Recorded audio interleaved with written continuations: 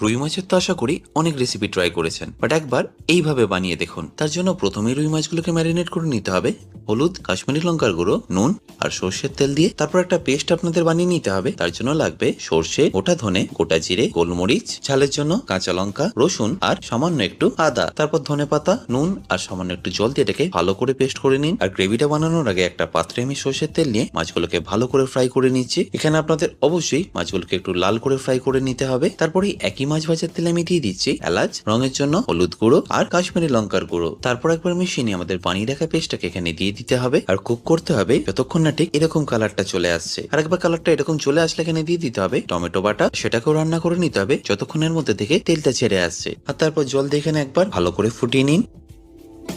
আর তারপর ফিনিশ করুন গরম মশলা, কাঁচা লঙ্কা আর ধনে পাতা দিয়ে। ব্যাস, তাহলেই রেডি রুই মাছের মশলা কারি।